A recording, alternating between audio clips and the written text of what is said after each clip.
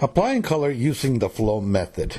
As we saw in other videos, we brush the color. In this video, we're actually gonna just spray it and let it be. The first thing that we like to do is get the color mix. As you notice, is after we pour a quart of the color in a 5-gallon bucket, we will use the same bottle to measure the additional water needed to create the right mix. The standard mix is 1 bottle of color, 1 quart, 1 part, to 4 parts of water. And we like to use the bottle because it accomplishes 2 tasks. One, it measures the water exactly, and second, it flushes all the color out of the bottle.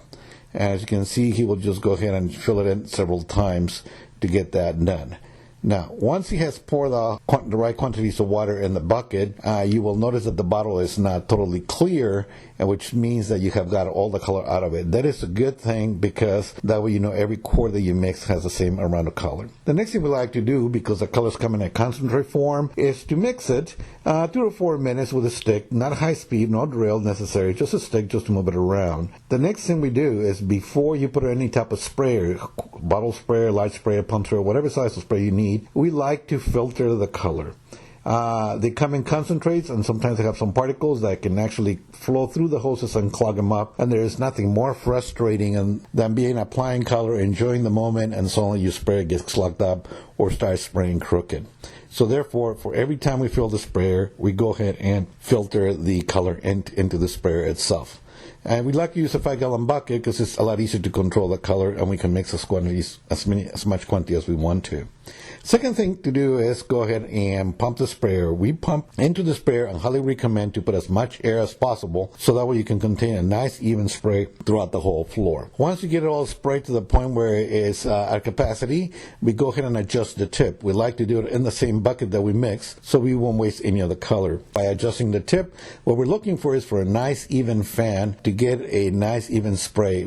Next thing we do is we like to broom the floor one more time before we start applying color to remove whatever dust or rock or whatever might have been in the floor that happened between the time it dried and the time we put color.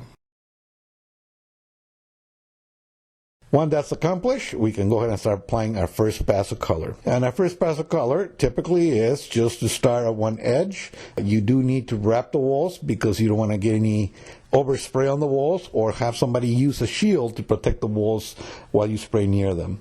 The key to spraying that color is that you want to put it in rich quantities on the floor and then let it just run freely. The concrete is not perfectly smooth, so therefore the peaks and the valleys will capture the color and create the various variations on it. The peaks will get lighter, the valleys will get darker, and that will give variegation. Concrete also absorbs randomly, so that's another area of variegation. The key here is to apply color and make sure that you don't see any gray as you're applying it here in those areas. If you see areas where it's drying a little bit too quickly, then go ahead and just spray a little more color there. There's nothing wrong with that. The next thing you're going to see is here's another application. This is going to be an outside entryway where you can see that we're applying what we call charcoal gray color on an entryway, and he's using what we call a random method, just applying it in those areas. And that will give you a nice even color throughout the whole system. You also want to make sure that you get all the corners and edges covered, and then just maintain your pump sprayer equally full of air, so that way you can have a nice even color spray. Sometimes we have to do larger jobs, and therefore we use a larger sprayer, like a 4-gallon backpack sprayer, still a pump sprayer, and that will spray a wider stream as well too.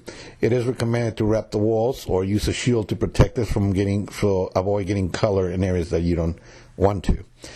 2 people on larger job, it's a little handier because you can flow quickly and you don't have to stop and start many times. One of the things that is important is that all the verticals need to be done first, and we like to do them from the bottom up. So you just get a little can with color and just brush them in from the bottom up and get that nice color going there. If you don't do that and the color runs over it, it will leave streaks and they're really hard to remove. So let's do this first and avoid all that streaking lines on it. Or have somebody brushing it immediately. If you see any streaks, have them brush them immediately so that way it remains nice and even at the front. The next video that you're going to see here is going to be the continuation of that patio after it's been sprayed. You'll notice that there's puddles and things of that sort. Don't worry about it. As the floor dries, it will actually absorb those colors and create that variegation that you're looking for, and it will make it look really cool without having to have that painted look to it. As you can see, as it dries, it creates that variegation, and all the wet spots are soaking in, integrating into the floor.